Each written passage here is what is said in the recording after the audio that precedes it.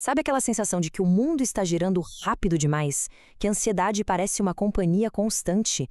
E se a resposta para encontrar um pouco de paz não estivesse em alguma novidade, mas sim numa sabedoria de quase 2000 anos atrás? É sobre isso que a gente vai conversar hoje. A grande questão que parece assombrar todo mundo é esta: como é que se encontra paz interior quando o mundo aqui fora é tão caótico, tão imprevisível? É uma busca que atravessa gerações. É, talvez, a busca mais fundamental da experiência humana. E se a resposta viesse do lugar mais improvável possível? Pois é, há quase 2 milênios, um escravo romano, alguém que tinha o mínimo de controle sobre a própria vida, encontrou um caminho para a liberdade interior. A história dessa pessoa é a chave de tudo. Então, vamos conhecer a figura por trás dessa descoberta, o filósofo Epicteto. A vida dele, olha, não foi uma teoria acadêmica. Foi o teste definitivo de que as ideias dele funcionam nas piores condições que se pode imaginar. A jornada do Epicteto é uma coisa impressionante. Imagina, nascer escravo, conquistar a liberdade e se tornar um dos professores de filosofia mais influentes da história. E aí, quando ele é banido de Roma pelo imperador, um evento totalmente fora do controle dele, o que ele faz? Ele não se desespera.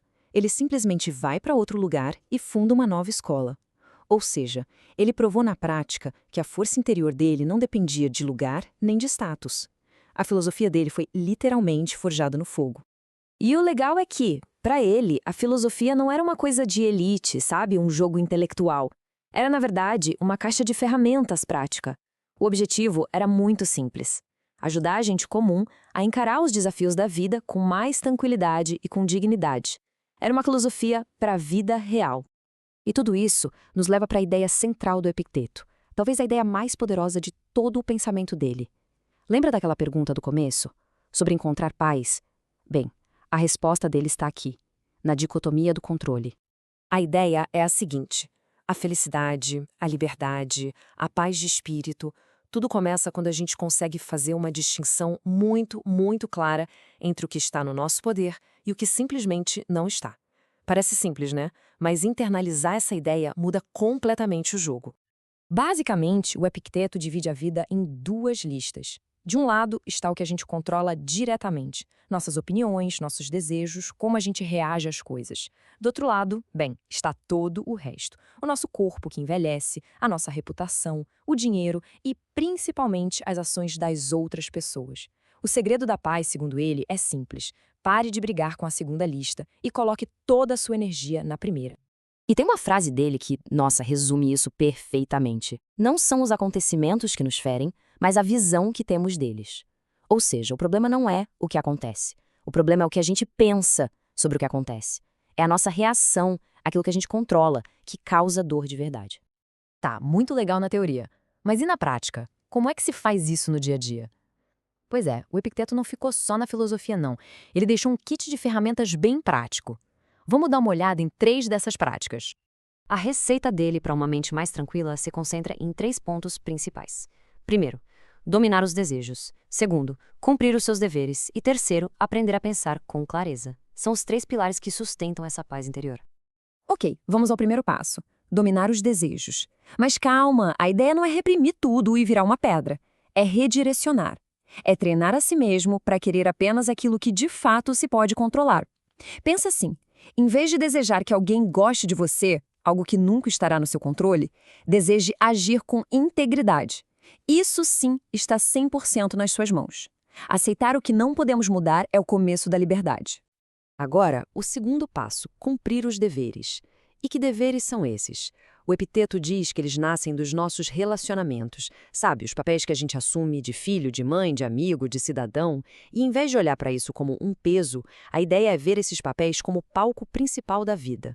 É ali, no dia a dia, que se pode praticar a virtude e a excelência. Ela não está em algo grandioso lá na frente, mas em como desempenhamos essas funções hoje. E, finalmente, o terceiro passo: pensar com clareza. O que isso quer dizer? Basicamente, é não acreditar de cara na sua primeira impressão. É questionar aquela reação de impulso.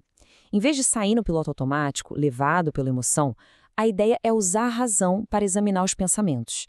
É literalmente dar uma pausa e se perguntar: peraí, isso que eu estou sentindo é verdade? E mais importante, está sob meu controle? Ok, e quando a gente junta esses 3 passos, o que acontece? O resultado não é só se tornar uma pessoa mais resiliente. O objetivo final do Epicteto é maior, é alcançar uma vida boa. E para ele, uma vida boa é aquela onde ser uma pessoa boa e ser feliz são, na verdade, a mesmíssima coisa. Esse é o ponto-chave. Para os estoicos, ser feliz e ser uma pessoa virtuosa não são duas coisas separadas. A felicidade não é um prêmio que se ganha no final por ter sido bom, não. Ela é o resultado direto de agir da maneira certa, de viver de acordo com seus valores. Então, essa boa vida estoica não tem a ver com fama, fortuna ou prazer imediato. É sobre ter uma serenidade por dentro, sabe? Uma liberdade pessoal que ninguém pode tirar. E a gente chega lá quando alinha a nossa vontade com a natureza das coisas. Ou seja, quando aceitamos o que não podemos mudar e agimos com excelência naquilo que podemos. E vamos combinar, pensar nisso hoje em dia é uma coisa libertadora. Liberta a gente daquela ansiedade de correr atrás de validação externa, de aprovação dos outros. Porque a verdadeira medida de uma pessoa não é a sua reputação, que afinal está na mão dos outros, né? Mas sim o seu caráter. E o caráter, esse sim a gente constrói por dentro, a cada pequena escolha do dia.